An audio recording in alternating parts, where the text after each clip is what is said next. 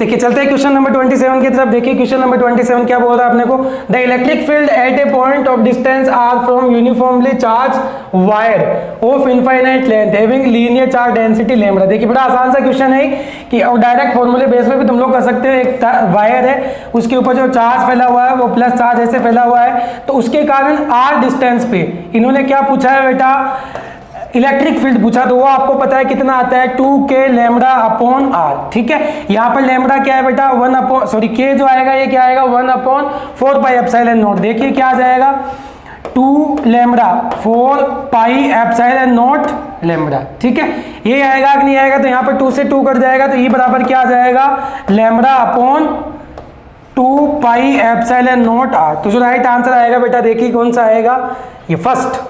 तो right answer बेटा क्या आ जाएगा, ए आ जाएगा। देखिए ए इज राइट आंसर बेटा। ठीक है, चलते हैं अगले क्वेश्चन की तरफ। देखिए 28 क्वेश्चन देखिए क्या बोलता है question, A spherical drop of capacitor 1 microfarad, एक स्फेरिकल ड्रॉप है जिसका जो कैपेसिटेंस है वो कितना है बेटा, सी बराबर 1 माइक्रोफेरेड। ठीक है, इज ब्रोकन इनटू 8 ड्रॉप्स। मान लो ये एक ड्रॉप है, इसको अपन 8 छोटी छोटी ड्रॉप्स में कन्वर्ट कर रहे हैं बेटा।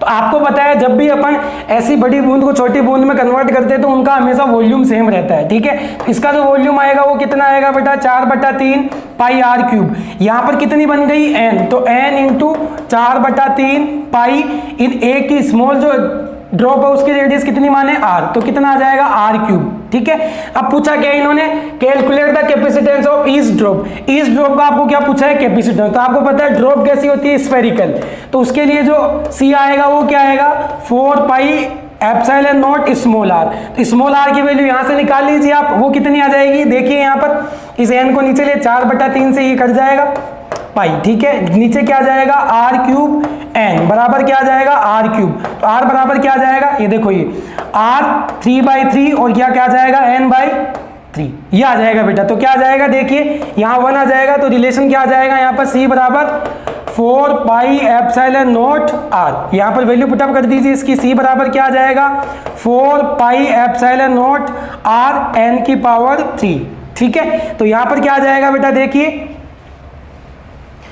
3 आ जाएगा, तो यहाँ पर क्या आ जाएगा ये देखिए 4 r, ये तो क्या हो गया ये वाला c जिसकी माइक्रोवेव जो कैपेसिटेंस दे रखा है वो कितना दे रखा है 1, तो c बराबर क्या आ जाएगा 1।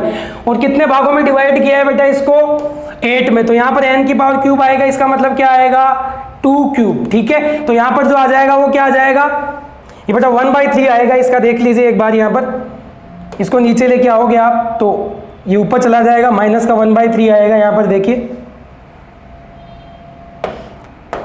यहाँ पर जो आएगा ये देखिए, यहाँ पर थोड़ा सा एक बार मैं वापस रिपीट कर देता हूँ यहाँ से।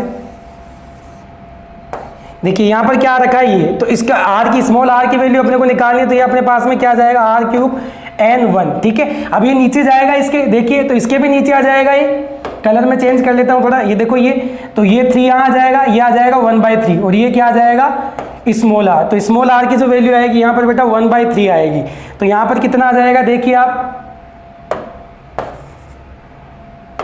यहाँ पर आ जाएगा 2, 8 है, 8 दे रखी है बेटा, n छोटी छोटी ड्रॉप्स में इनको कन्वर्ट किया है, देखिए 8, तो कितना आ जाएगा 8 की पावर 1/3।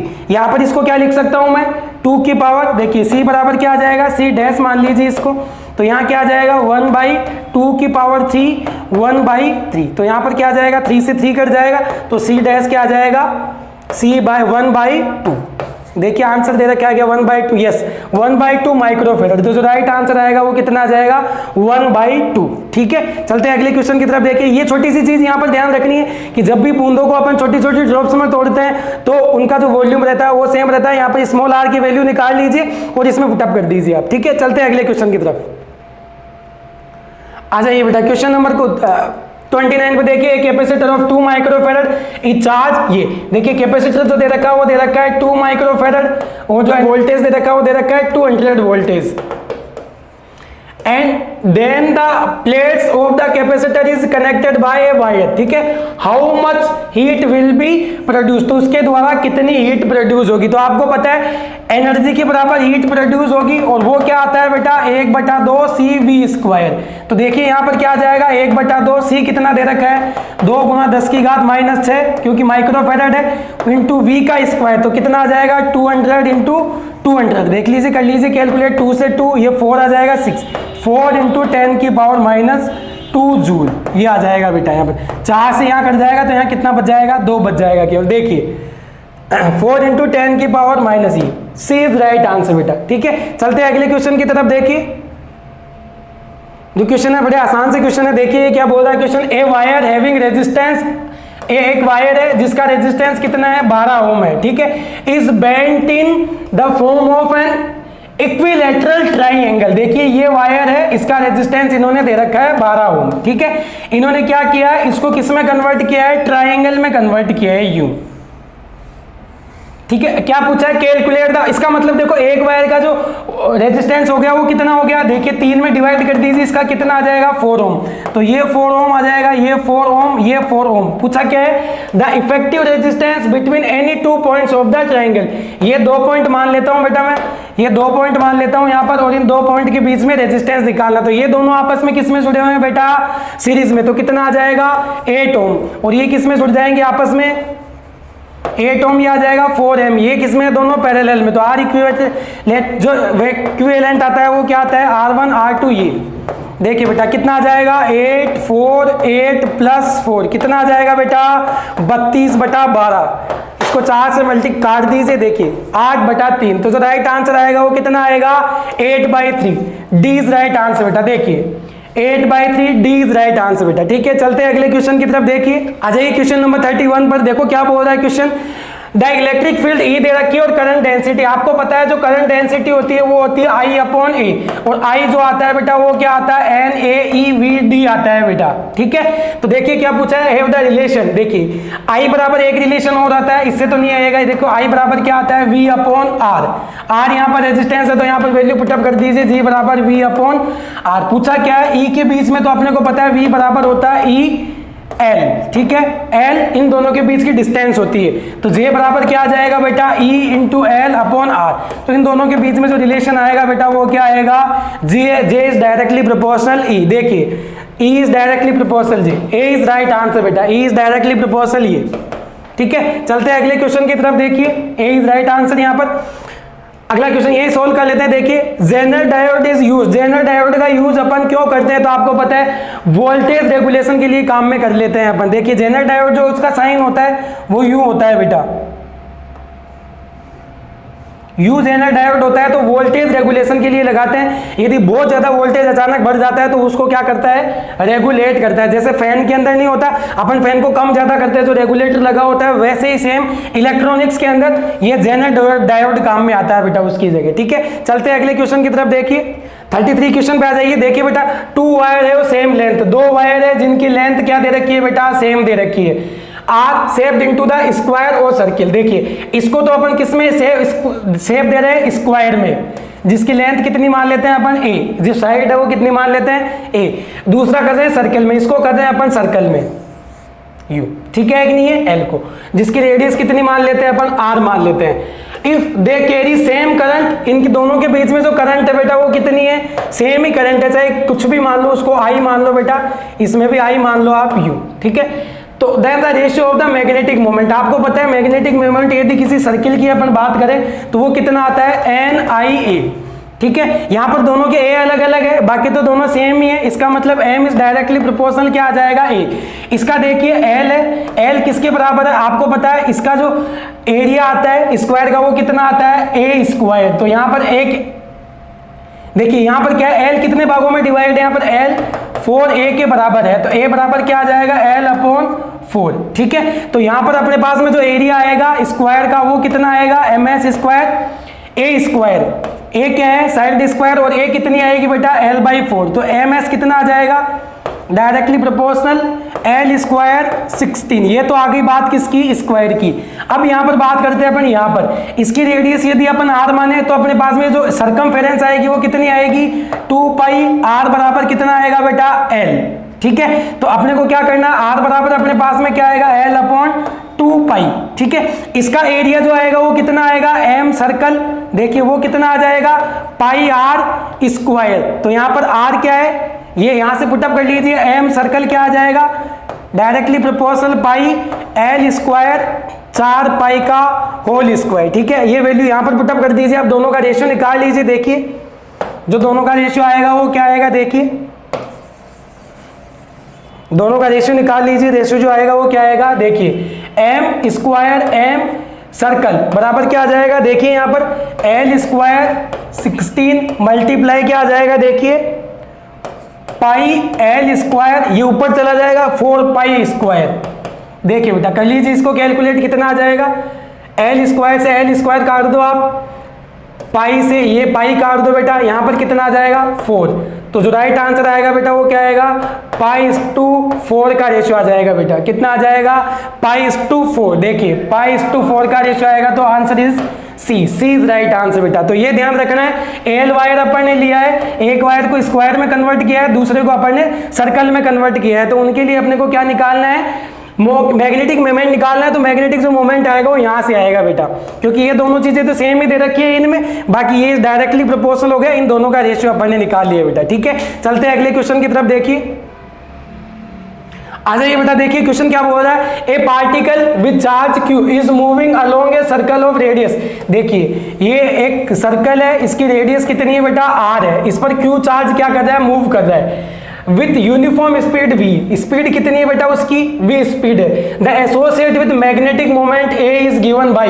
तो इसका जो मैग्नेटिक मोमेंट है a वो किसके द्वारा दिया जाएगा। तो अभी अभी अपन ने बेटा बात करी है कि जो मैग्नेटिक मोमेंट आता है m बराबर वो क्या आता है, NIA आता है बेटा। ठीक है, यहाँ पर a क्या आ जाएगा बेटा, a अपने को पता है, q के फॉर्म में लिख लो इसको, तो I बराबर आता है q अपॉन t। t यहाँ पर क्या आता है बेटा, t आएगा यहाँ पर, देखिए जो टाइम पीरियड होता है वो, देखिए वो कितना आ जाएगा, 2 पाई r, और ऊपर क्या आ जाएगा, देखिए बेटा t एक बार यहाँ पर अलग से मेंशन कर देता हूं मैं, देखिए पूरा फॉर्मूला यहाँ पर वैल्यू पुटअप कर देंगे फिर अपन। यहाँ i बराबर क्या आएगा, देखिए बेटा q upon t time period होता है। तो टाइम पीरियड क्या होता है बेटा, यदि अपन बात करें, यदि इसको समय माने तो समय होता है दूरी बटा चाल। तो दूरी कितनी है, 2 पाई r, और चाल कितनी है बेटा, इसमें v, देखो ये v दे रखी है, तो ये वैल्यू यहां पर पुटअप कर देंगे। तो आइए अपने पास में क्या आ जाएगा बेटा, देखिए q अपॉन 2 पाई r, v ऊपर चला जाएगा बेटा। ठीक है, अब अपने को क्या करना है, a क्या आ जाएगा बेटा, ये सर्कल दे रखा है तो ये कितना आ जाएगा, पाई r स्क्वायर, और सबकी वैल्यू पुटअप कर दीजिए। तो देखिए जो मैग्नेटिक मोमेंट आएगा वो क्या आएगा, n को छोड़ दीजिए चाहे नहीं लेना चाहो तो आप, तो क्या आ जाएगा, qv क्या आ जाएगा, 2 पाई r multiply pi r square से यह r कट जाएगा, पाई से पाई कट जाएगा बेटा। तो m बराबर क्या आ जाएगा, 1/2 QVR। देखिए बेटा आंसर दे रखा है क्या, 1/2 QVR। Yes, C is right answer बेटा, सी इज राइट आंसर। आप आंसर देते टाइम बेटा ये 4-2 ये जरूर ध्यान रखिएगा। तो जो राइट आंसर आएगा वो क्या आएगा, 1/2 QVR। ठीक है, चलते हैं अगले क्वेश्चन की तरफ। देखिए क्वेश्चन नंबर 35 पे आ जाइए। देखिए क्या बोल रहा है, the magnetic induction produced at the centre of circular loop carrying current is P। The magnetic moment of the loop of radius R. बेटा वही क्वेश्चन है, वापस वही रिपीट हुआ है। देखिए क्या बोला है, the magnetic inductance produce of centre. देखिए ये एक लूप है जिसकी रेडियस कितनी है, r है। इसके लिए जो B आता है अपने को पता है क्या आता है, μ0 I/2r आता है बेटा। ठीक है, पूछा क्या है, तो B दे रखा है magnetic moment of the loop, m बराबर अपने को पता है क्या आता है, NIA अपॉन, बस यही आता है। तो n अपने को जरूरी नहीं है, अपन ले भी सकते हैं नहीं भी ले सकते हैं यहाँ पर। तो m बराबर क्या आएगा, IA। ठीक है, a क्या आ जाएगा बेटा यहाँ पर सर्कल के लिए, पाई r स्क्वायर। a की i की वैल्यू यहाँ से निकाल लीजिए, क्या आएगा, देखिए 2r b अपॉन μ0। ठीक है, ये वैल्यू यहाँ पुटअप कर दीजिए, m बराबर क्या आ जाएगा बेटा, 2RB अपॉन क्या आ जाएगा म्यू 0 इंटू क्या आ जाएगा पाई आर स्क्वायर। ये आर से ये आर क्यूब आ जाएगा बेटा, देखिए यहाँ पर एक ही फॉर्म में आर क्यूब आ जाएगा। देखिए यहाँ पर क्या आ जाएगा m बराबर क्या आ जाएगा 2 pi r cube b upon mu 0। देखिए बेटा जो आंसर मैच कर लीजिए यहाँ पर 2 pi b R cube mu 0 b answer आएगा बेटा इसका। देखिए बड़ा आसान सा क्वेश्चन था ये, m बराबर 2 pi r cube b upon mu epsilon naught, ये इसका आंसर आ जाएगा बेटा। चलते हैं अगले क्वेश्चन की तरफ। देखिए क्या दे रखा है बेटा, इन्होंने दे रखा है आरएमएस करंट दे रखी है एसी के अंदर, वो दे रखी है कितनी दे रखी है IRMS दे रखा है 2 एम्पियर। इफ वोल्टलेस करंट बेटा आई वोल्टलेस जो करंट होती है वो बता देता हूं IRMS वो होती है साइन फाई, ये होती है बेटा। तो ये कितनी दे रखी है √3 एम्पियर दे रखी है। What is the power factor, अपने को पता है बेटा जो पावर फैक्टर होता है वो होता है बेटा कोस फाई। क्या होता है अपने को पता है पावर फैक्टर क्या होता है कोस फाई। तो यहां से अपने फाई की वैल्यू निकाल लेते हैं। देखिए कितना आ जाएगा, यहां पर आ जाएगा √3 बराबर क्या आ जाएगा 2 साइन फाई, ये नीचे लिया हुआ इसको √3/2 बराबर क्या आ जाएगा साइन फाई। तो फाई की वैल्यू कितनी आ जाएगी बेटा 60 डिग्री। आपको पता है साइन थीटा साइन 60 की वैल्यू कितनी होती है √3/2। तो यहाँ वैल्यू पुटअप कर दीजिए तो क्या आ जाएगा पावर फैक्टर, देखिए cos 60 डिग्री वो कितनी आ जाएगी बेटा 1/2। तो जो पावर फैक्टर आएगा वो क्या आएगा 1/2। बी इज राइट आंसर बेटा, बी इज राइट आंसर। ठीक है चलते हैं अगले क्वेश्चन की तरफ। देखिए आ जाइए क्वेश्चन नंबर 37। देखिए क्वेश्चन नंबर 37 क्या बोल रहा है बेटा, बड़ा आसान सा क्वेश्चन है। The induced EMF A coil, वो कितने दे रखी है इंड्यूस्ड ईएमएफ दे रखी है कॉइल के अंदर 5 हेनरी दे रखा है। एल मान लो उसको 5 henry. Inductance in which current varies, जो करंट है I1 डेल आई वो कितनी आ रही है बेटा 9 एम्पियर टू 4 एम्पियर आ रही है, और वो टाइम कितने में आ रही है 0.2 सेकंड के अंदर। ठीक है अब अपने को निकालना क्या है इसमें इंड्यूस्ड ईएमएफ निकालना, तो वो अपने को पता है कितना आता है बेटा L di अपॉन dt आता है बेटा। देखिए L कितना है 5, di कितना आ जाएगा 9 - 4 अपॉन 0.2 कितना आ जाएगा बेटा, देखिए ये 5 आ जाएगा 25 अपॉन 0.2, यहाँ ऊपर आ जाएगा कितना आ जाएगा 125 वोल्ट। देखिए 1.25 वोल्ट, यस 125 वोल्ट। जो राइट आंसर आएगा वो कितना आएगा बेटा 125 वोल्ट। चलते हैं अगले क्वेश्चन की तरफ। देखिए 38 क्वेश्चन की तरफ। क्वेश्चन नंबर जो 38 है वो क्या बोल रहा है, देखिए अच्छा ये क्या बोल रहा है 2 कोयल्स है द म्यूचुअल इंडक्टेंस ऑफ, 2 कोयल है उनका म्यूचुअल इंडक्टेंस कितना दे रखा है 0.02 हेनरी दे रखा है। ठीक है the current change in the first coil, ये इसके हिसाब से करंट चेंज होती है इसमें। देखिए I0 साइन ओमेगा टी, इसके हिसाब से current change where I0 1 ampere. I0 यहाँ पर कितना है बेटा 1 एम्पियर। ठीक है एंड ओमेगा, ओमेगा कितना है बेटा 100 पाई। ठीक है calculate the maximum EMF induced in the secondary coil, secondary coil के अंदर कितना मैग्नेटिक फील्ड जनरेट होगा। तो अपने को पता है बेटा E बराबर क्या आता है, वो आता है M di अपॉन dt आता है बेटा, या माइनस आता है। तो I कितना दे रखा है अपने को साइन दे रखा है, तो देखिए क्या आ जाएगा M दे रखा है 0.02, इसको आप क्या कर लीजिए इंटीग्रेट कर दीजिए बेटा। तो यहां पर 1 मान लीजिए आप, तो कितना आ जाएगा देखिए D 1 साइन 100 पाई T अपॉन dt। देखिए क्या आ जाएगा 0.02, यहां क्या आ जाएगा बेटा, यहां देखिए कितना आ जाएगा, इसको डिफरेंशिएट करो आप, तो डिफरेंशिएट करने के बाद में कितना आ जाएगा इसका 1/100 पाई। ठीक है कोस ओमेगा 100 पाई t बराबर 0 पर जो ईएमएफ आएगा वो मैक्सिमम आएगा बेटा, क्योंकि जो कोयल रहेगी वो ऐसे खड़ी रहेगी, उस पे मैग्नेटिक फील्ड ऐसे जा रहा होगा और जो कोयल रहेगी वो ऐसे खड़ी रहेगी। ठीक है नहीं, तो उसका जो मैग्नेटिक एरिया रहेगा, एरिया ऑफ वेक्टर जो रहेगा कोयल का ऐसे रहेगा, तो मैग्नेटिक फील्ड के डायरेक्शन में रहेगा। तो ये कितना आ जाएगा देखिए बेटा कैलकुलेट कर दीजिए, यहाँ से क्या आएगा अपने पास में, ये बेटा थोड़ा सा सही कर लीजिए इसको, जो डिफरेंशिएट करना था अपने को इसको देखिए डिफरेंशिएशन क्या आएगा 100 पाई यहाँ आएगा, यहाँ पर देखिए यहाँ पर 100 पाई आएगा, ये आएगा। ठीक है तो अपने को क्या करना है, इसको डिफरेंशिएट अपन ने कर दिया, तो t बराबर 0 पर ये कितना आ जाएगा, ये 0 और cos 0 की वैल्यू होती है बेटा कितनी 1, तो कितना आ जाएगा 0.02 100 पाई। देखिए बेटा इसको नीचे ले लीजिए यहाँ पर 100, तो क्या आ जाएगा ये कट जाएगा, तो कितना आ जाएगा 2 पाई वोल्ट। देखिए तो जो राइट आंसर आएगा बेटा कितना आएगा 2 पाई वोल्ट। तो राइट आंसर क्या आ जाएगा बेटा ए इज राइट आंसर बेटा। बहुत आसान सा क्वेश्चन है, di अपॉन dt होता है अपने को पता है, ये यहाँ पर अपन ने कैलकुलेट कर लिया, इसको डिफरेंशिएट कर दिया और डिफरेंशिएट करने के बाद में अपने पास में जो आंसर आएगा वो कितना आएगा 2 पाई वोल्ट। ठीक है चलते हैं अगले क्वेश्चन की तरफ। देखिए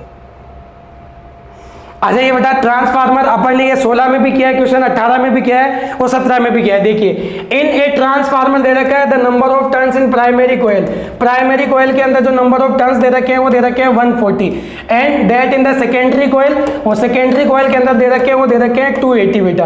if the current in the primary, जो प्राइमरी कोयल के अंदर जो करंट है वो 2 एम्पियर दे रखी है, then what will be the current in secondary coil. तो सेकेंडरी कोयल के अंदर आपको इसका क्या निकालना है, करंट निकालनी है। देखिए क्या आएगा, IS अपॉन IP बराबर NP अपॉन NS, बेटा वहां पर स्टार मार्क करके बताया था बेटा मैंने। तो IS बराबर क्या आ जाएगा 2, कितना दे रखा है NP 140, ये कितना दे रखा है 280, काट दीजिए बेटा 2 बार, 1/2, IS बराबर कितना आ जाएगा बेटा 2 से 2 1 एम्पियर बेटा। देख लीजिए आंसर मैच कर लीजिए, 1/1 एम्पियर। तो राइट आंसर क्या आएगा बेटा, A इज राइट आंसर बेटा। चलते हैं अगले क्वेश्चन की तरफ। देखिए question number 40, N alternating voltage V बराबर दे रखा है, V बराबर 100√2 sin 100t, ये दे रखा है बेटा, ठीक है। अब अपने को पूछा है अप्लाइड जो कैपेसिटेंस दे रखा है वो दे रखा है 1 माइक्रोफैरड, ठीक है। What will be the current reading in the ampere. Ammeter के अंदर जो करंट आती है बेटा अपने को पता है वो कितनी आती है, V अपॉन कितनी आती है बेटा, XC आएगी, क्योंकि यहाँ पर अपन ने कैपेसिटर लगा रखा है XC, और अपने को पता है XC आता है वो आता है ओमेगा C आता है बेटा, ठीक है। तो यहाँ पर V देखिए, V RMS वैल्यू अपने को रखनी है, तो V RMS बराबर अपने को पता है क्या आता है, V0/√2। तो V0 कितना दे रखा है 100√2 अपॉन क्या आ जाएगा √2 से √2 कितना कर जाएगा, ये आ जाएगा 100। तो V RMS अपने पास में 100 है और ओमेगा C की वैल्यू इन्होंने दे रखी है, तो I बराबर कितना आ जाएगा, देखिए बेटा 100 अपॉन 1 अपॉन ओमेगा C करोगे तो ये ऊपर आ जाएगा। देखिए क्या आ जाएगा, I बराबर 100, ओमेगा कितना आ जाएगा 100, देखिए बेटा यहाँ से ओमेगा 100 आ जाएगा, और C कितना आ जाएगा 1 गुना 10⁻⁻6, तो कितना आ जाएगा बेटा, देखिए 10⁻⁻2 एम्पियर आ जाएगा बेटा। ये यदि अपन यहाँ पर ये मिली एम्पियर यदि ये लिखते हैं, यदि यहाँ पर मिली एम्पियर मेंशन करते हैं, तो इसका जो आंसर आएगा वो कितना आएगा बेटा, I बराबर 10 मिली एम्पियर, ठीक है। तो ये आंसर थोड़ा कैलकुलेटिव बेटा, इसमें यदि करेक्शन होंगे तो जरूर बच्चे को यहाँ पर अपन सेंड करेंगे, ताकि इसका जो आंसर है वो या तो सही करे या फिर इसका बोनस मिले बेटा। ये मिली एम्पियर में आएगा तभी इसका आंसर आएगा, नहीं तो नहीं आएगा बेटा। मिली एम्पियर में आएगा तो इसका आंसर आएगा, वो क्या आएगा, A आएगा बेटा, ठीक है। चलते हैं अगले क्वेश्चन की तरफ। देखिए आ जाइए बेटा 41 क्वेश्चन पे आ जाइए। देखिए क्या बोल रहा है, विच component of the electromagnetic spectrum is the longest wavelength. बेटा आपको एक टेबल बताई थी EMW की, मैंने EMW की जो सीरीज है वो मैं बताता हूँ। तो लास्ट में क्या आती है बेटा, रेडियो वेव आती है, और जब अपन क्या करते हैं साहब, लेफ्ट टू राइट चलते हैं तो वेवलेंथ हमेशा क्या होती है, इंक्रीज होती है। तो रेडियो वेव की जो वो होगी वेवलेंथ वो सबसे ज्यादा होगी। देखिए बेटा longest wavelength radio wave, A is right answer बेटा, ठीक है। चलते हैं अगले क्वेश्चन की तरफ। देखिए ये जो क्वेश्चन थे बेटा, ये थ्योरेटिकल क्वेश्चन थे, ये याद करने लायक क्वेश्चन था। Range of wavelength visible light बीच में आती है, और उसकी जो वेवलेंथ आती है वो क्या आती है बेटा, 4000 से 8000 एंगस्ट्रॉम आती है बेटा, ठीक है। उनकी जो वेवलेंथ आएगी वो क्या आएगी, 4000 एंगस्ट्रॉम से 8 एंगस्ट्रॉम वो आती है वेवलेंथ, ठीक है, विजिबल लाइट के लिए। चलते हैं अगले क्वेश्चन की तरफ। देखिए आ जाइए बेटा 43 क्वेश्चन क्या बोलता है, देखिए a ray of light passes from medium A having refractive index ये। देखिए पास मीडियम से ए से, मीडियम से देखो यू, मीडियम ए से ये रिफ्लेक्ट हो रही है यू, ठीक है नहीं, उसका इंडेक्स कितना है 1.8। The medium be having refractive index ये 1.6। देखिए तो calculate the value of critical angle. आपको पता है बेटा जब कोई लाइट रेज क्या होती है, डेंस मीडियम से यदि रेड मीडियम के अंदर यदि जाती है तो जो क्रिटिकल एंगल कब आता है, जब ये परपेंडिकुलर के साथ में 90 डिग्री का एंगल बना लेती है। तो स्नेल का नियम आप काम में लीजिए, क्या आ जाएगा, μ1 sin θc कितना आ जाएगा बेटा, वो अपने को निकालना, बराबर μ2 sin θ, ये कितना आ जाएगा बेटा 90 डिग्री। देखिए यहाँ पर कितना है, μ1 कितना दे रखा है 1.8 sin θc बराबर कितना आ जाएगा μ2 1.6, ये कितना आएगा 1।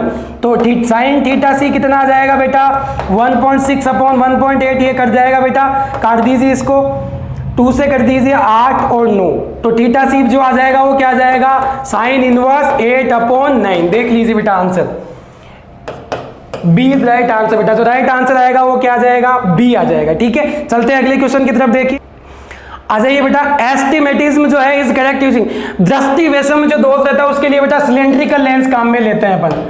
सिलेंड्रिकल लेंस काम में लेते हैं बेटा।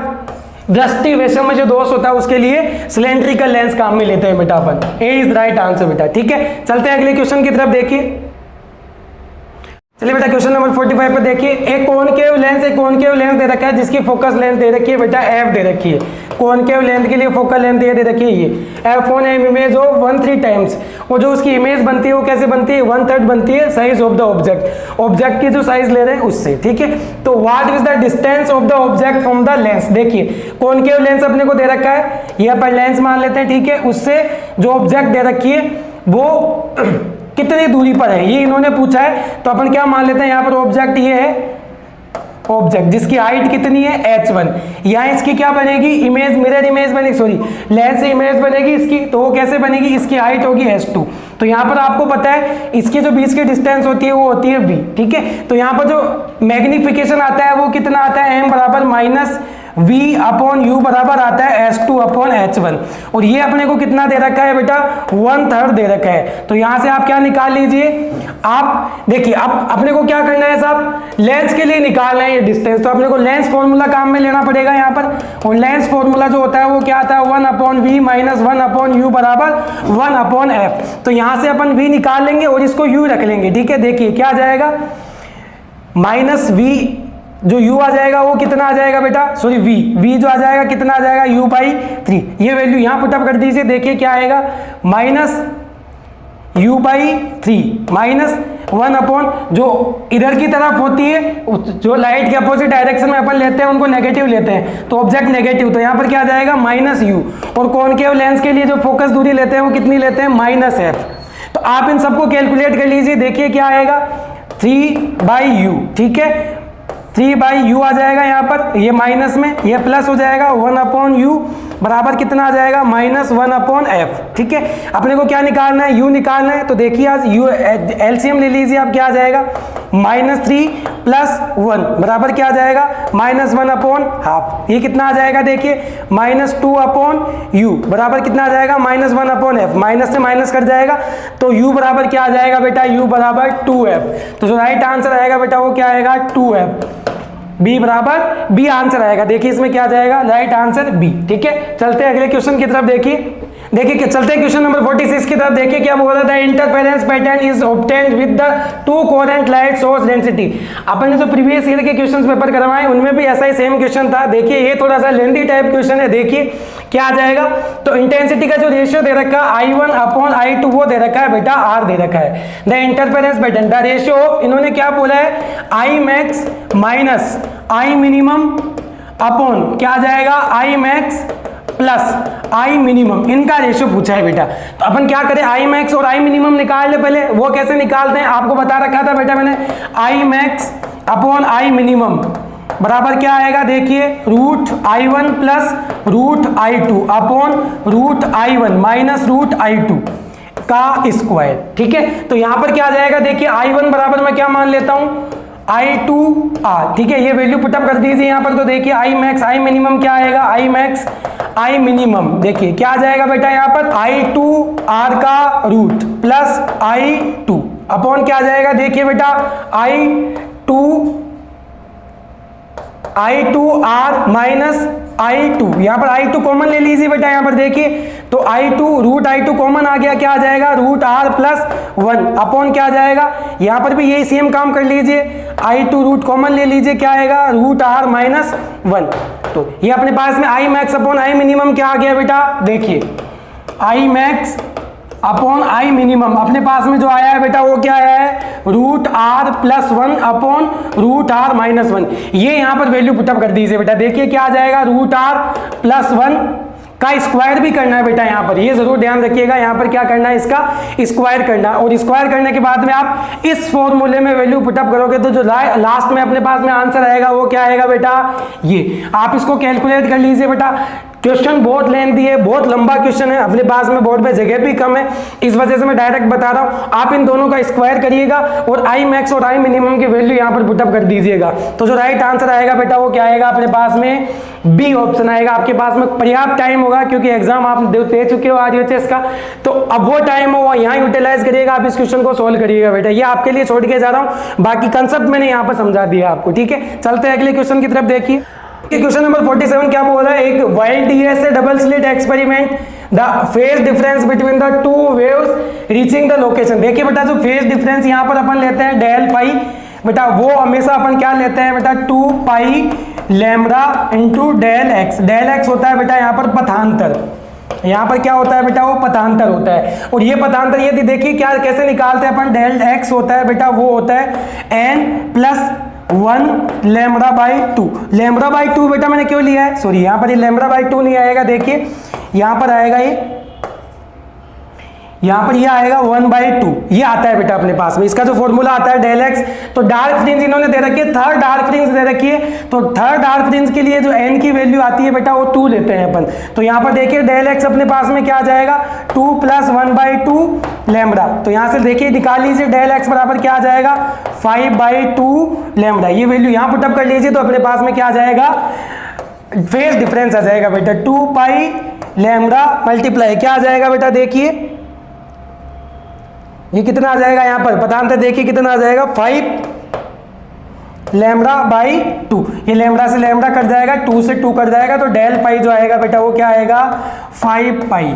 तो यहाँ पर जो फेज डिफरेंस आएगा बेटा वो क्या आएगा 5 पाई आएगा। देखिए यहाँ पर 5 पाई आंसर बेटा इसमें सी दे रखा है, ये सी आंसर इसमें नहीं आएगा, आप ध्यान से देख लीजिए। यहाँ पर जो आंसर आएगा वो क्या आएगा बेटा 5 पाई जो आएगा वो आएगा, फेज डिफरेंस जो आएगी वो कितनी आएगी बेटा यहाँ पर 5 पाई आएगी। तो ये जो क्वेश्चन है, ये जो आंसर मेंशन कर रखा है आरयूएचएस ने वो गलत मेंशन कर रखा है बेटा, तो आप इस पे जरूर ध्यान रखिएगा। 47 नंबर का जो क्वेश्चन है उसका आंसर नंबर डी आएगा बेटा। यदि आपने क्वेश्चन पेपर के अंदर डी ऑप्शन किया है तो ये राइट माना जाएगा, क्योंकि आरयूएचएस के द्वारा यहाँ पर सी आंसर मेंशन है, जो कि कभी नहीं होगा बेटा। यहाँ पर यदि ब्राइट फ्रिंज होती तब जरूर आंसर ये हो सकता था ब्राइट फ्रिंज, लेकिन इन्होंने डार्क फ्रिंज डाली है, तो डार्क फ्रिंज के लिए जो फेज डिफरेंस आएगा वो कितना आएगा बेटा 5 पाई आएगा।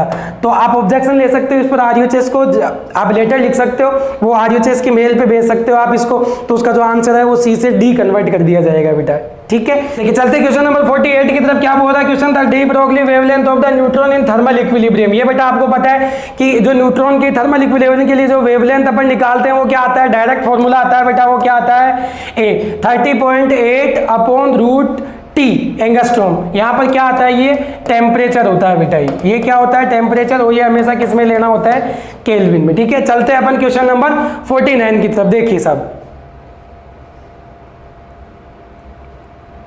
देखिए साहब क्वेश्चन नंबर 49 क्या बोल रहा था, minimum number of NAND gates used to making OR gate. देखो अपने को ओर गेट बनाना है और अपने को पता है जो ओर गेट बनता है वो कैसे बनता है बेटा, यू बनता है।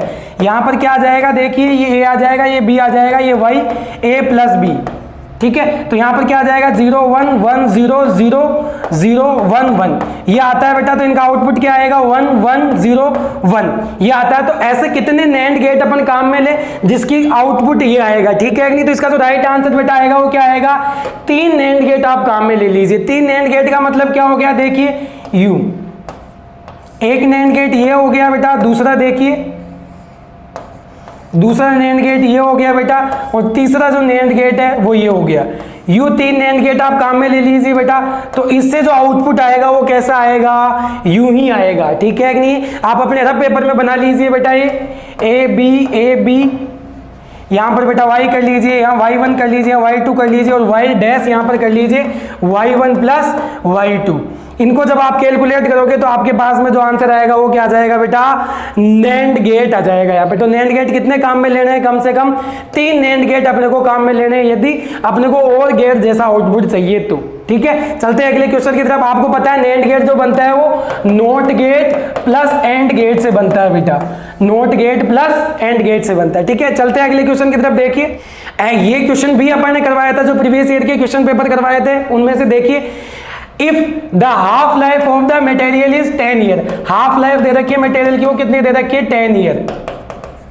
ठीक है। Then in what time it becomes 1/4 the part of initial amount. मान लो इनिशियल अमाउंट कितना है, n है, आधा होने में कितना टाइम ले रहा है, ये आधा होने में ले रहा है 10 साल, तो कितना आ जाएगा n4। देखिए कितना आ गया साहब, 10 साल और ऐड कर दीजिए इसमें, तो कितना आ जाएगा, देखिए 20 साल, ठीक है कि नहीं। तो कितना आ जाएगा, n/4 होने में कितना टाइम ले रहा है बेटा, ये 20 का साल काम में ले। देखो n से n/2 होने में 10 साल, तो n/2 से n/4 होने में कितना लेगा, 10 साल। तो जो राइट आंसर आएगा बेटा वो कितना आ जाएगा, 20 ईयर, ठीक है बेटा।